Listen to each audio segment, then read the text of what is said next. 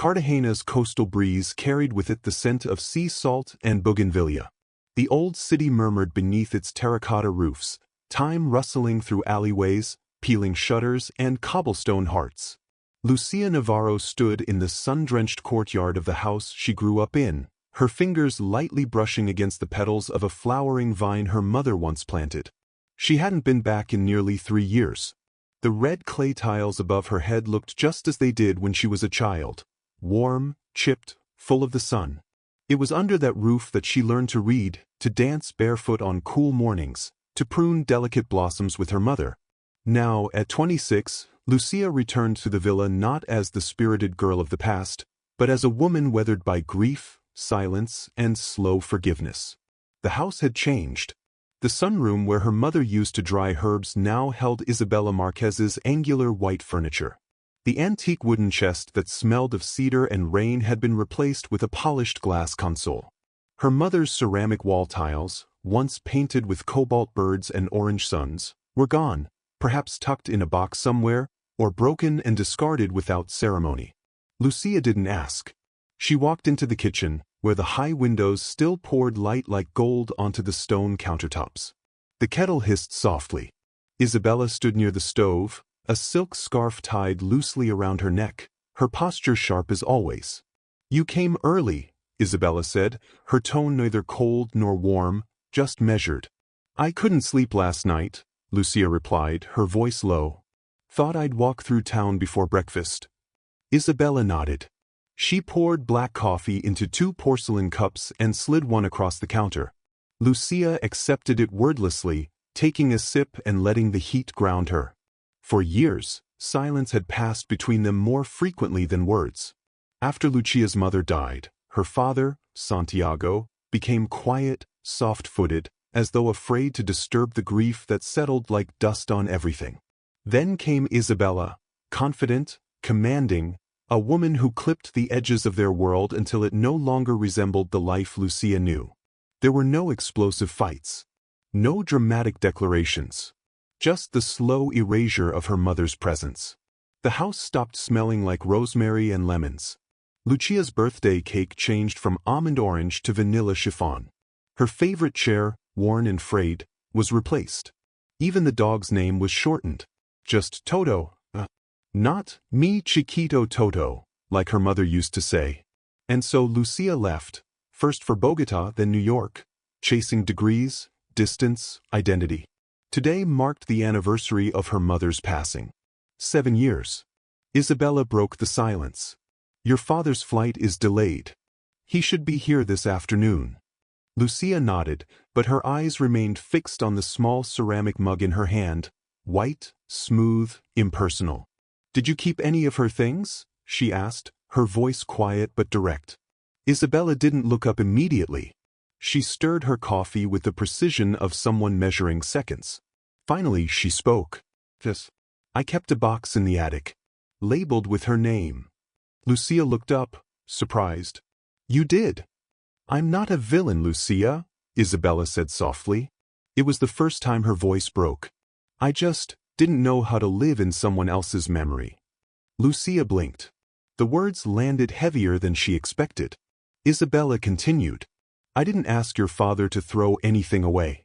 But I needed the house to feel like it could breathe again. I thought, maybe you didn't want reminders everywhere. I never knew."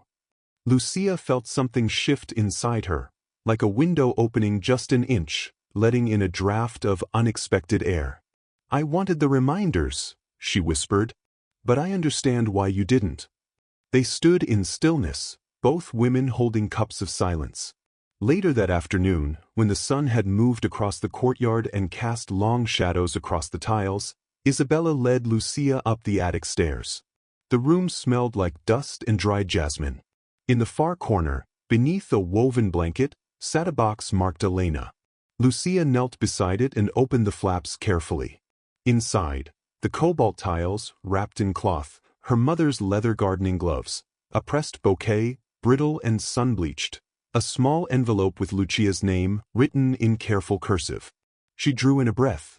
Her fingers trembled slightly. Isabella stepped back to give her space. Lucia opened the envelope and pulled out a folded sheet of paper. It was a short note written by her mother during her final weeks. "Me Lucida, patience will carry you farther than anger ever could. You will see beauty where others see threat. You will forgive one day, and when you do, I'll be proud. Love with your whole heart, even when it's bruised." Lucia closed her eyes. A warmth filled her chest, not grief, not sadness, but something gentler. Acceptance.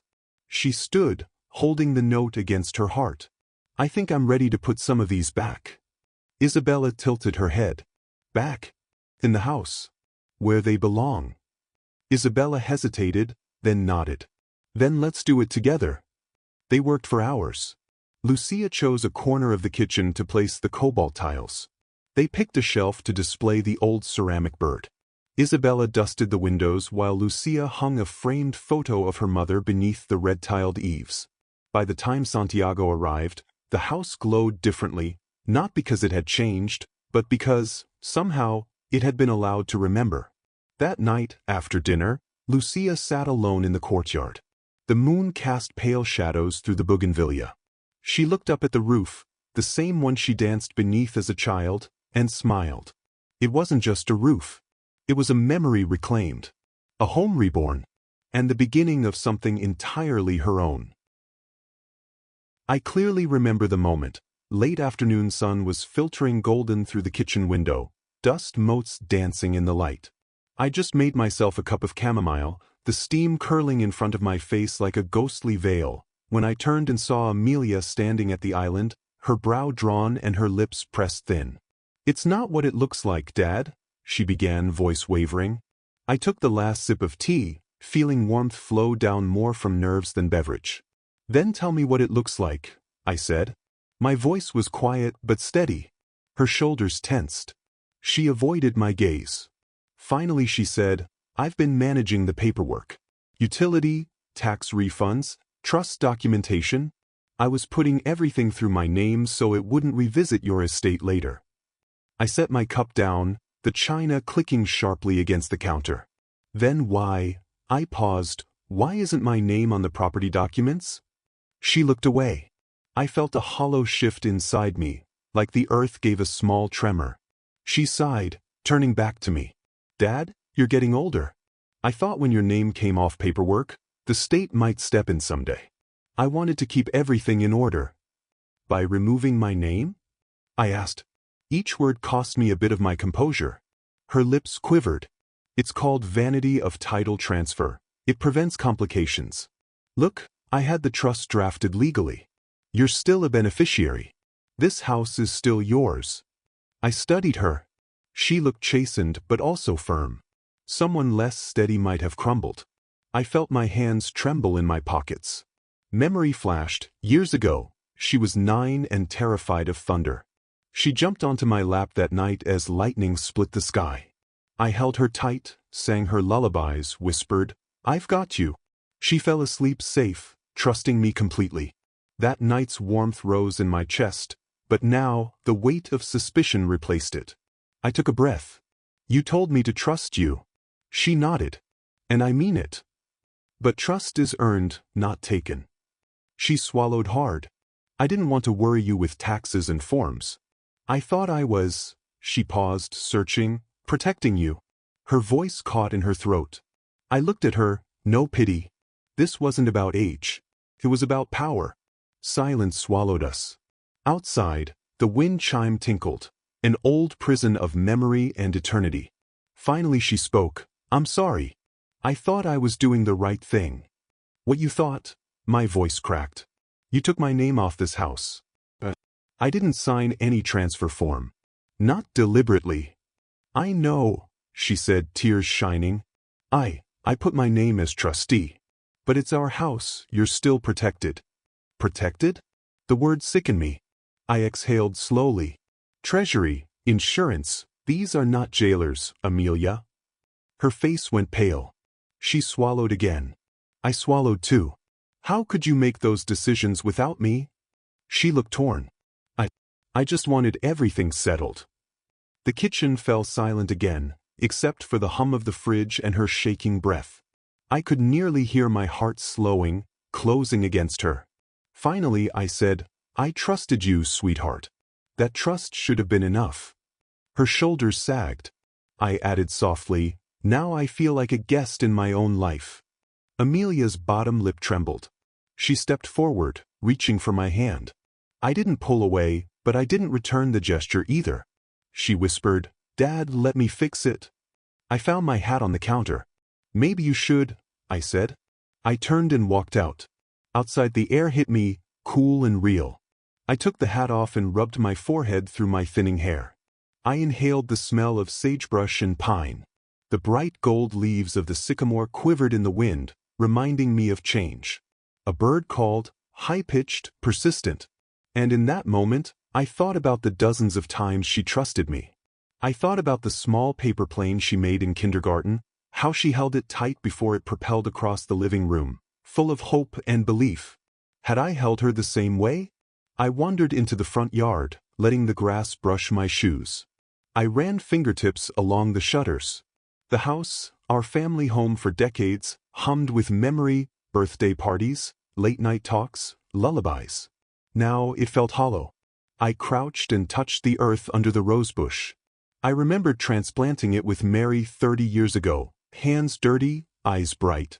I'd whispered, "We'll grow old together, you and me." And we did. Now I whispered, "I need clarity." I looked at my phone. 3 missed calls from Amelia. 20 messages, all unsent texts, drafts unmoved. She hadn't braved the knock yet. I choked down a breath, lifted the hat. One thought echoed, "I'm more awake now. I won't hide confusion anymore." I went back to the dishwasher, rinsed a plate with calm care. I replaced my mug on the drying rack. Inside, she might be waiting, hoping for reconciliation. I wasn't sure. Inside, Amelia was at the island. She looked up when I came back inside. She didn't say anything, just opened the fridge, took out a bottle of water. My footsteps sounded louder in the kitchen. A long silence.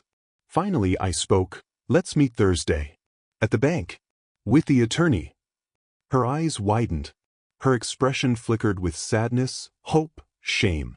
She nodded and faltered a whisper, "All right." That was it. Not everything was resolved. But I had called the moment. And maybe, just maybe, that was the beginning of something new. Not naive trust, but respectful, informed trust. And later that night, I sat in the recliner again, my chest no longer heavy, just filled with resolve. I pressed record on the voice recorder. "Henry Wallace, this Thursday, I face my daughter with reality. I want the truth." Then I pressed stop. Outside, wind rustled again. But I felt steadier, calmer. The sky over Cartagena stretched wide and pale above the ocean, its early morning light barely cutting through the layers of salt-heavy humidity. Lucia Navarro stepped off the bus, the leather strap of her satchel biting into her shoulder. The streets were quieter than she remembered. Perhaps it was just the hour, or perhaps something within her had dulled the color of the city she once loved. She hadn't planned to return like this. Lucia had left Cartagena in 2019 to pursue her master's in heritage conservation in Granada, Spain, a choice both bold and, at the time, necessary. The distance gave her room to breathe, to exist outside the long, imposing shadow of Isabella Marquez. In the beginning, Isabella had been polite, almost affable. But as Lucia grew older, more opinionated, more like her late mother, something hardened between them. Cold silences became their shared language. Phone calls from her father dwindled. First weekly, then sporadic, until they stopped entirely. Lucia assumed Santiago was busy with business, or that he simply trusted Isabella to speak on his behalf. But 3 days ago, everything changed. An unexpected email arrived from Reynaldo, the family's longtime gardener. "Señorita Lucia, your father is not well. He's been moved to a private facility. No one is allowed to see him. Please come home." No signature. Just urgency between the lines. Now she stood at the edge of Calle La Soledad, her eyes fixed on the familiar colonial villa wrapped in shadows and memories. The red tiles of the roof still glowed under the sun like embers, but the house looked darker, less welcoming. The garden her mother once loved had been cut back, trimmed to sterile perfection. She pushed the gate open. The metal hinges groaned like a warning. Inside, the walls were colder than she remembered. Polished. Silent. No scent of cinnamon or papaya, just faint bleach and citrus, Isabella's trademark sterility. Lucia walked straight to the parlor. The maid, someone new, someone nameless, froze upon seeing her. "I need to speak with Isabella," Lucia said, voice calm but stern. The maid hesitated. "Senora isn't in at the moment." Lucia narrowed her eyes. "Then I'll wait." She paced the room, eyes scanning the changes. The art had shifted from earthy Colombian textures to cool modern abstracts. The photograph of her parents on their honeymoon in San Andres, gone. Replaced by an oil painting of a lighthouse, isolated and sharp against a stormy sky. Lucia's hand tightened into a fist. An hour later, the door creaked open. Isabella entered in a crisp linen dress and oversized sunglasses, the kind that spoke of old money and curated detachment. She removed them slowly, her expression unreadable. "You came," she said, setting her purse down with precision. "You isolated him," Lucia replied. "He's ill. Why wasn't I told?" Isabella's lips twitched, not quite a smirk, but close. "He didn't want to worry you. You were in Europe, building a future." "That's not your decision," Lucia snapped. "Where is he?" Isabella tilted her head. "Resting. He's under excellent care. A private clinic, quiet, respectful. Just the way he prefers it." "Where?" Lucia's voice shook. "I want to see him." "That won't be possible," Isabella said, her tone smooth as silk but laced with steel. "He's not receiving visitors." Lucia took a step forward, her breath catching. "I'm his daughter." "And I'm his wife," Isabella countered. "I make the decisions now." For a long moment, neither spoke. The house seemed to lean inward, holding its breath. Lucia's heart pounded so loud she could hear it in her ears. "Is he dying?" Isabella flinched, barely perceptible, but there. "He's fragile," she admitted. "His memory fades. Some days he doesn't recognize me. Or even himself." A silence descended like fog. "I want to see him," Lucia said again, this time softer, less demanding, more wounded. "Even if he doesn't know me. Even if it's just for a moment." Isabella's gaze faltered. For the first time in years, her mask cracked. But she recovered quickly. "I'll consider it." Lucia turned away, unwilling to beg. That evening, Lucia sat alone on the veranda. The sea murmured in the distance, familiar and far. She sipped a bitter cup of coffee, her fingers trembling slightly. A breeze drifted in, carrying with it a memory. She was 6 years old. Her father had taken her sailing along the coast. She wore oversized goggles and held the ropes like they were reins of a wild horse. Santiago had laughed, deep and warm. "Always hold the wind gently," he'd said. "Not with fists. Let it carry you." He hadn't said much since Isabella came into their lives. But that day on the boat? That had been hers. Entirely hers. Tears slid down her cheeks. She didn't wipe them away. The next morning, she found Rinaldo tending to the front walk, his hands calloused and weathered. He looked up, and his face softened. "She hasn't let anyone in," he whispered. "Not even his old friends." "Where is he?" Lucia asked. "Do you know?" Rinaldo hesitated. Then, with a slight nod, he slipped her a folded paper. "An address. Outside the city." "She'll know if I go," Lucia said. "Then go without telling," he said simply. The clinic sat on a quiet hill overlooking the sea. Modern, pristine. Lucia walked past the front desk without signing in, eyes scanning until she found his name, Santiago Navarro, Wing B, Room 12. Her hands trembled as she knocked. No answer. She pushed the door open gently. There, by the window, sat her father. His face was thinner, lined by time. His once jet hair had turned white, and his eyes, once full of life, seemed distant, as if peering into a memory he couldn't quite place. "Papa," she said.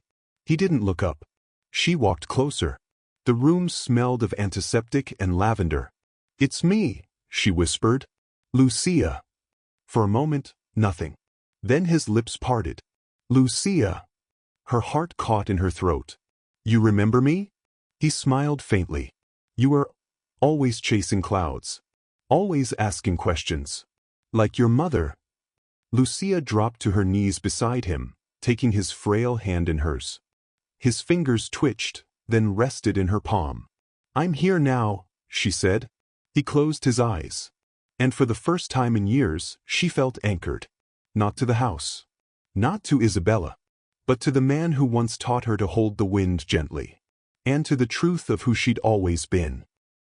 3 days after Santiago's voice whispered her name for the last time, Lucia sat beneath the bougainvillea-covered terrace of the old house, holding a folded piece of parchment that had been handed to her by Reynaldo with trembling hands. This is from your father, he had said, eyes misty but voice firm. He gave it to me 2 months ago and told me to wait, to only give it to you if... He didn't finish the sentence. Lucia knew. Her father had passed in his sleep the night before, his last breath soft as the sea wind he once adored. No ceremony. No hospital vigil. Isabella had left early that morning to make arrangements. Lucia didn't ask where. She stared at the envelope for a long time before opening it. Inside, wrapped in age-tracing paper, was a hand-drawn map, clean, precise, and clearly drawn by someone who once sketched with architectural discipline. Her father had been a draftsman before becoming a businessman. She traced the lines with her fingertip. The drawing depicted the villa, but not as she remembered it. Below the tiled floors, beyond the garden wall, beneath what used to be the jasmine arbor, was a rectangular room. A hidden chamber. Tucked beside the map was a small note in Santiago's handwriting. If I cannot tell you myself, let this drawing guide you. Seek out Carlos Morales, my lawyer and old friend. He holds the key. And Lucia, what you find there is yours and only yours. Her heart thudded. For a long time, she sat unmoving, the paper fluttering faintly in the coastal wind. The next morning, she went to find Carlos. The law office was located near the old Plaza de San Pedro, inside a crumbling colonial building that smelled of mahogany and old tobacco. Carlos Morales was thinner than she remembered, with silver hair combed back and kind eyes that widened when she entered. Lucia Navarro, he said softly. You look like your mother. She smiled weirdly. My father left me something. He nodded. Yes, he did. Come in. From a drawer lined in velvet, he produced a brass key, worn, curved, unlike any she'd seen in the house. Do you know what's below the villa? She asked.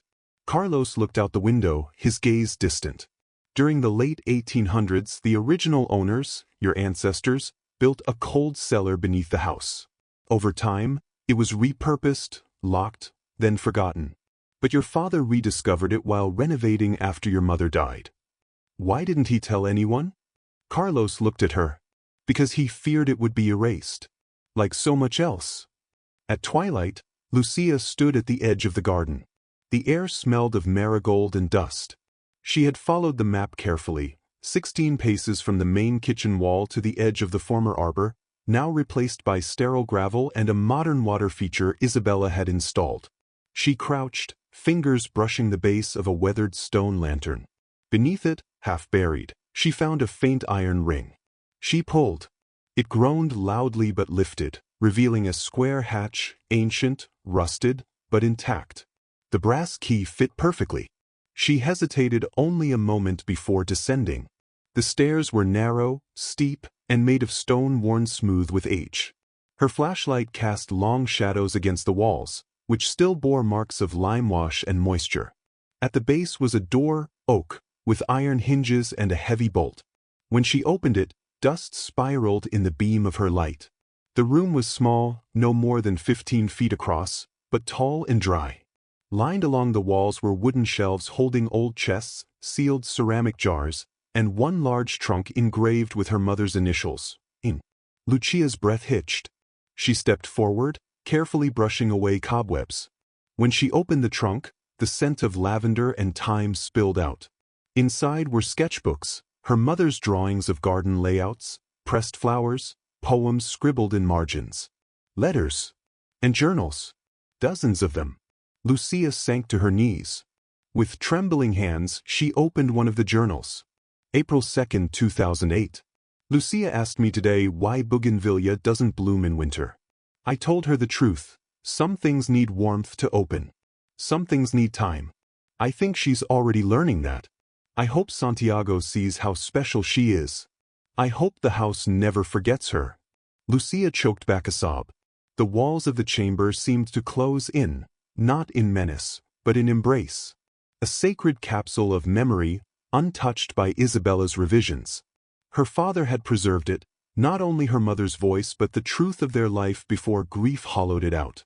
She stayed there for hours, reading, touching every spine of every journal like a prayer. Some jars contained garden seeds, others pigments from natural dyes.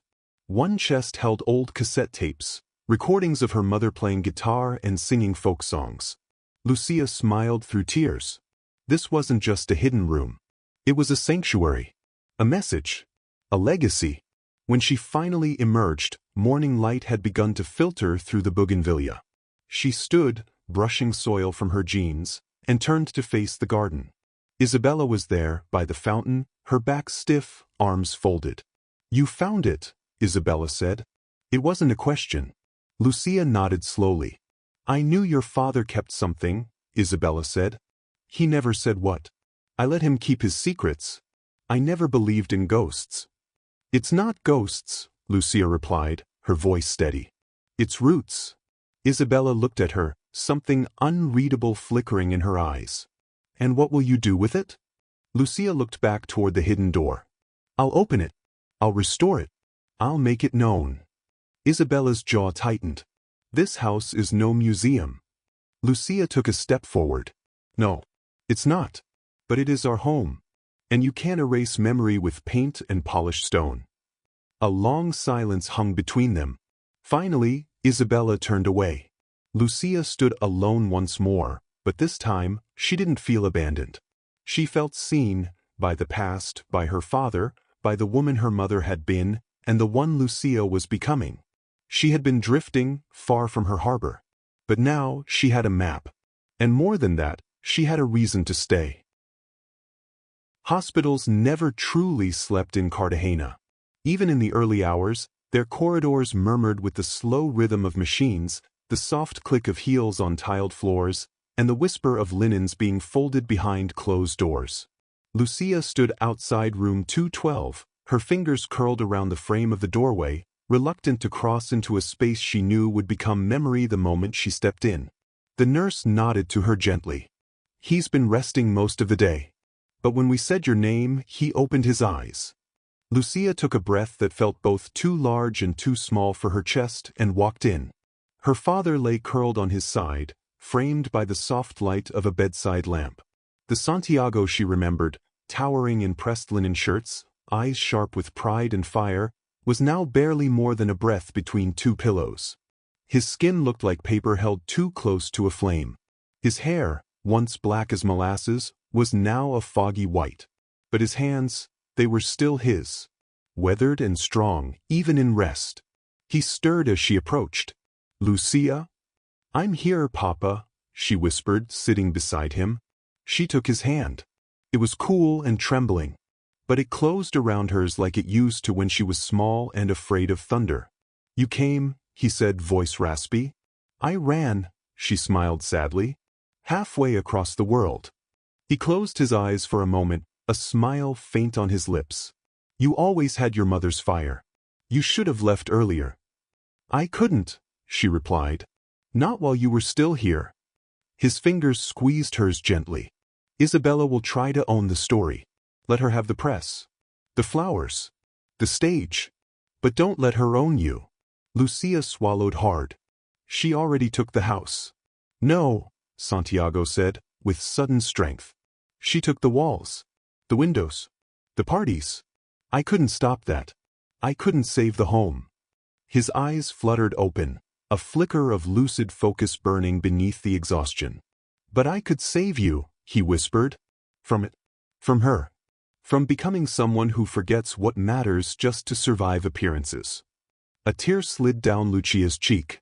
"Why didn't you fight harder?" "Tried. in quiet ways. He turned his face toward her. You found the room, didn't you? She nodded, her voice caught. Yes. He smiled, breath ragged. That was your mother's sanctuary. And now it's yours. A place no one can edit. Lucia leaned forward, pressing her forehead gently against his. I miss her. Every day. I know, he murmured. Me too. Silence fell between them, not awkward, but sacred.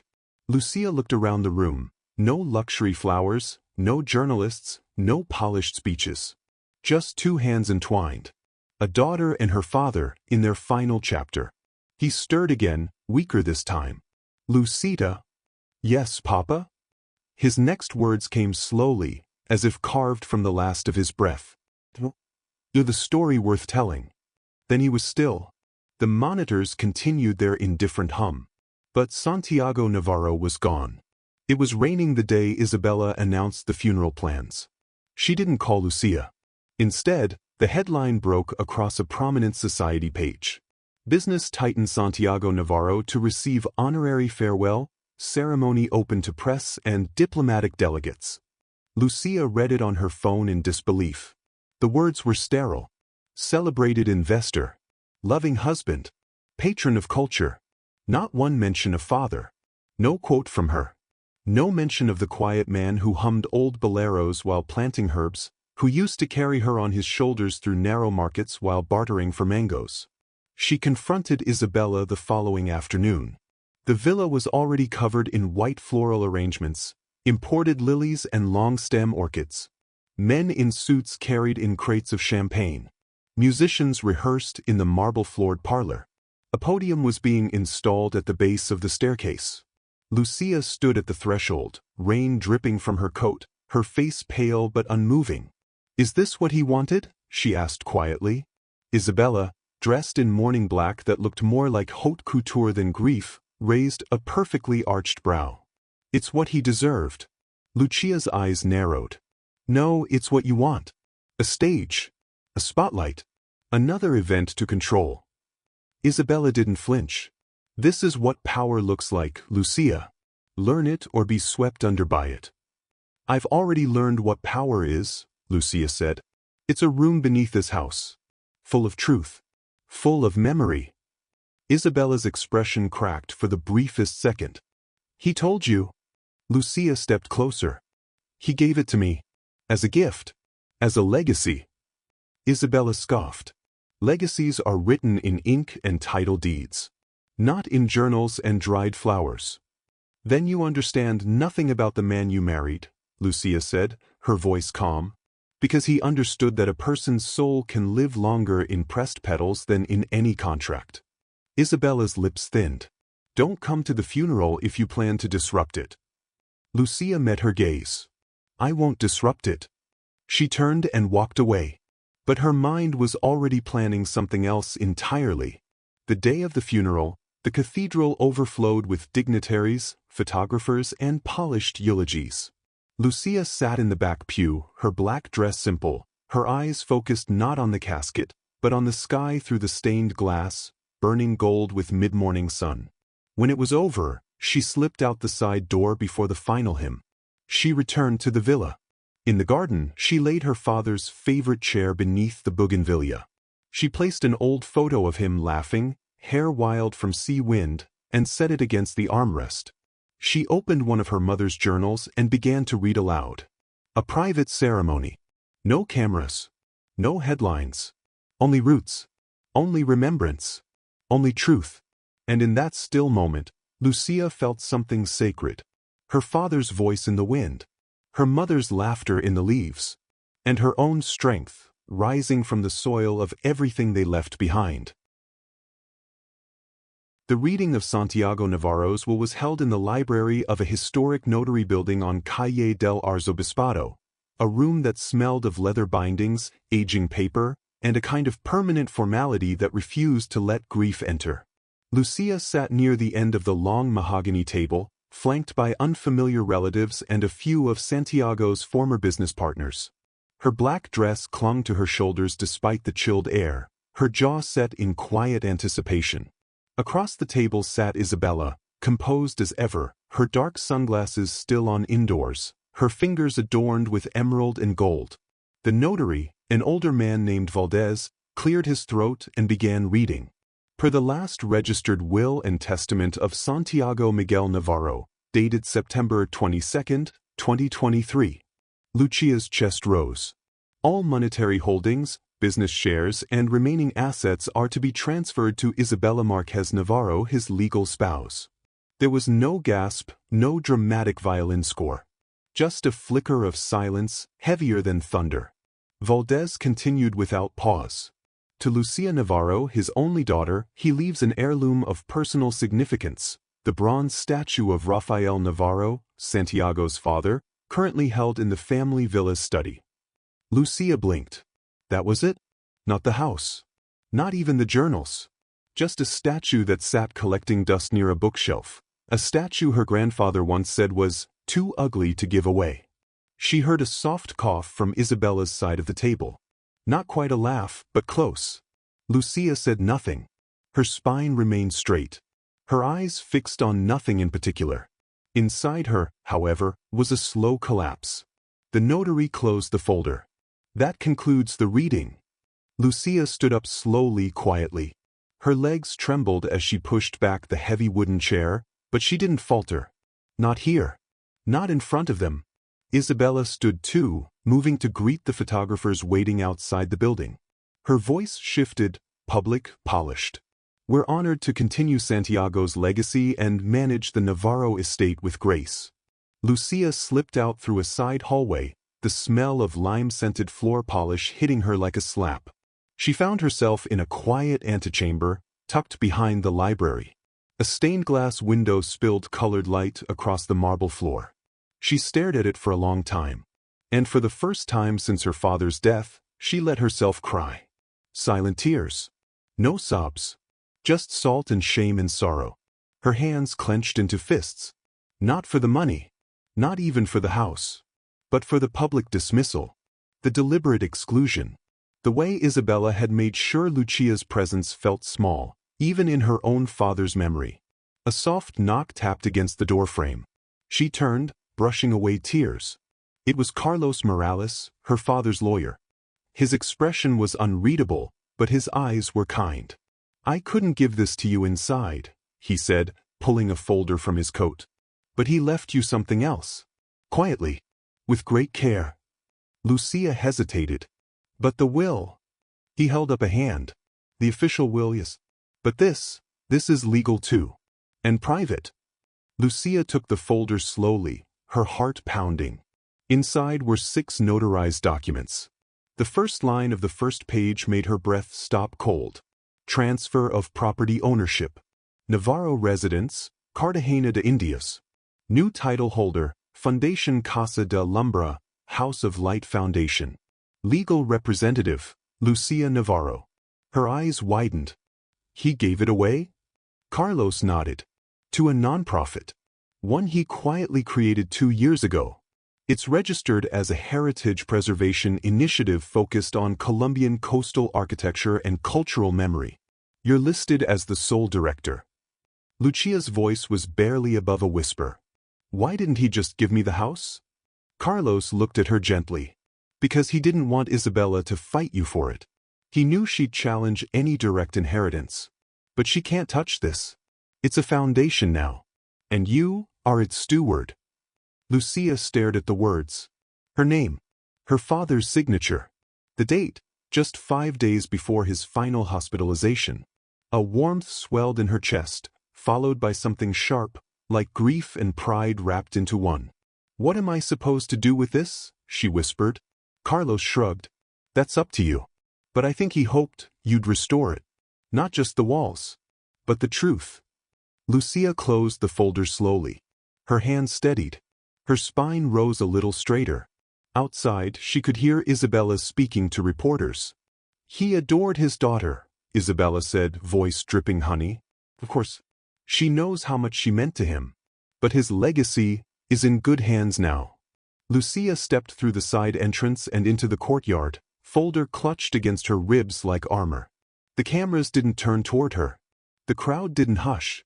But as she passed by, Carlos spoke softly, just loud enough for her to hear. He didn't leave you with nothing. He left you with everything that couldn't be bought. She didn't smile. But she walked away knowing. The world might believe one story.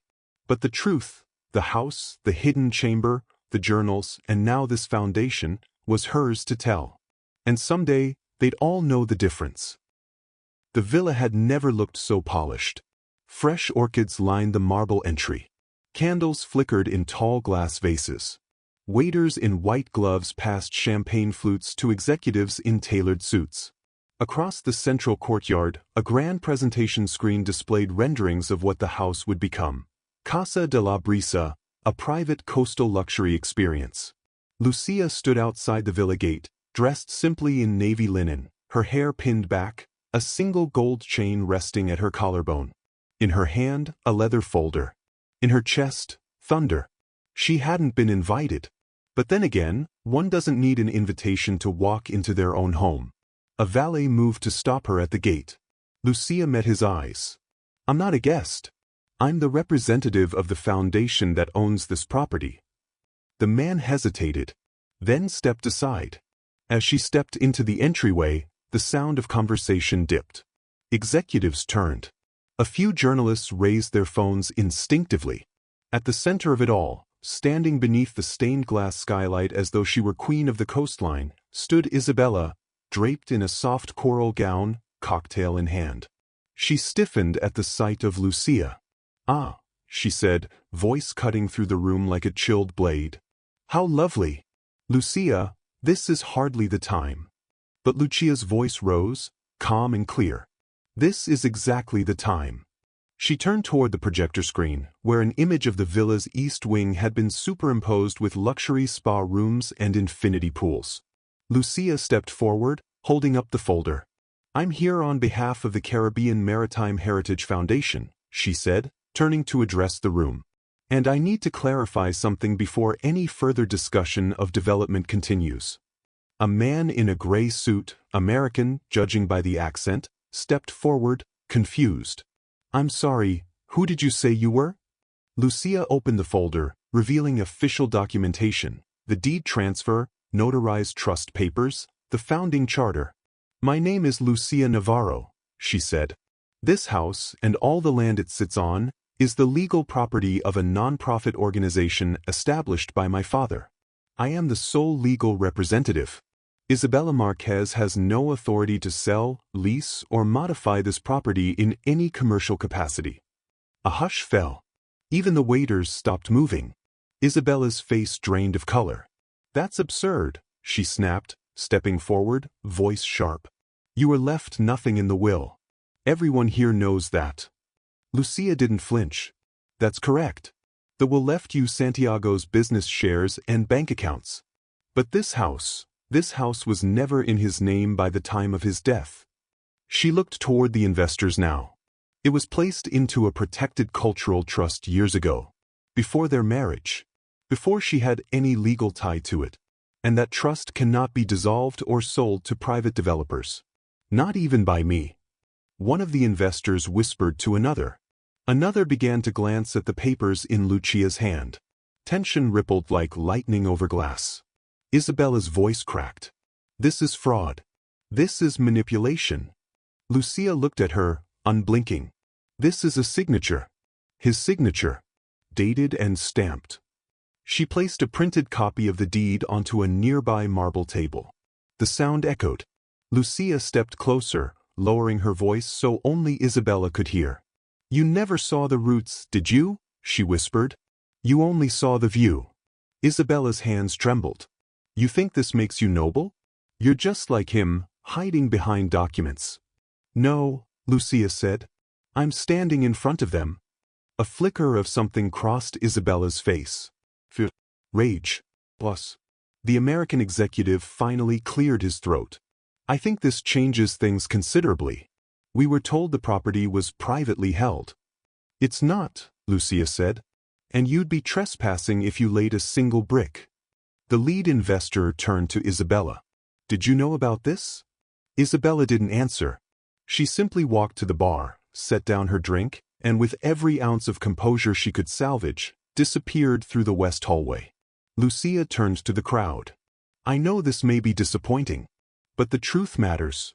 This place, this villa, will never become a resort. It will remain what it was meant to be, a living archive of our culture, our history, and the family who built it. A silence followed. Then, someone began to clap. One of the foundation members. Then another. Lucia didn't cry. She simply nodded, picked up the documents, and walked out onto the veranda. The sea stretched wide beyond the garden wall, deep and endless. She stood beneath the bougainvillea, the same vine her mother once whispered stories beneath, and closed her eyes. The wind caught her dress. And in that moment, Lucia didn't just defend a house. She reclaimed a home, a legacy, and herself. It began, as many things in Cartagena do, with a meeting beneath a sun-striped portico and the sound of waves not far away. Lucia sat with 2 city officials at a tiled table in the courtyard of the Old Naval Museum, an unassuming space flanked by dusty palm trees and forgotten cannon barrels. But in her folder were blueprints that promised something new. Or rather, something renewed. Museo Vivo del Caribe, one of the officials read aloud, raising an eyebrow. A living museum? Lucia nodded. Not just art behind glass. A place where locals and travelers can walk through real, breathing history. The villa has stood for nearly 150 years. Its bones are Spanish colonial, but the soul, it's Caribbean. Merged with the stories of laborers, women, gardeners, fishermen. My father. My mother. It deserves to be more than a monument to wealth. The other official, younger, looked through the restoration plans. And you'll partner with the Marine Protection Coalition as well? Correct. The shoreline will be regreened. Part of the garden will house native plants. We'll host workshops on sustainable coastal living. She paused. And everything will be free to local schools. There was silence. Then, slowly, both officials nodded. We'll support this initiative, the elder man said. On one condition. Lucia smiled. Which is? He pointed to the last page of the proposal. That your name stays on the museum's founding plaque. It matters who opens the door. That afternoon, Lucia returned to the villa with the papers in hand and a tide of calm rising in her chest. The house looked different now. Not in architecture, but in energy. There was no longer an ache in its walls, no longer a stillness that screamed of things left unsaid. Since the confrontation, since the documents had silenced the greed, the home had begun to breathe again. She walked through the west corridor, tracing her fingers over the ceramic tiles that lined the walls. As she reached the old reading room, her father's favorite, she paused. Inside, sunlight fell across a photograph on the table, Santiago and young Lucia, sitting side by side beneath a mango tree, each holding a paintbrush. She remembered that day vividly. She was 10. He had taken her away for the afternoon, just the 2 of them, to an artist's studio in San Basilio. You don't have to paint what you see, he'd said. Paint what you remember feeling. She'd painted the sun as gold thread, and her mother's laugh as birds in the trees. Now, she felt that day again, its warmth returning in waves. That evening, Lucia walked to the east wing. The door to Isabella's room was slightly ajar. Boxes were beginning to gather in corners. A suitcase lay open on the bed, half-filled. Isabella stood by the mirror, unadorned, her hair tied loosely, the way she used to wear it in the early days. She looked, not broken, but hollowed out, like the aftermath of a storm unsure if it would rain again. Lucia knocked lightly. May I? Isabella turned. Her voice lacked its usual precision. Come in. Lucia stepped forward, holding a single paper. This is a courtesy letter, she said quietly. You have 14 days. Isabella didn't flinch. You're not throwing me out today? No, Lucia said. That's not the legacy I want to build here. She walked to the window, looking out across the garden now dotted with young volunteers cataloging native plants. I'm turning the house into a living museum. It will honor not just architecture, but heritage, environment, and restoration. Inside and out. Isabella nodded slowly. I heard. Lucia turned to face her. I'm giving you time. To leave in peace. With dignity. If you want to speak to the press, I won't block it. But I ask that you do so honestly. Isabella let out a dry breath. And what would that look like? Lucia considered her words carefully. Say you loved my father in the way you knew how. Say you cared about appearances because they protected you. Say the house mattered, but that letting it go is your final gift to him. For a long moment, Isabella said nothing. Then her eyes softened, just enough.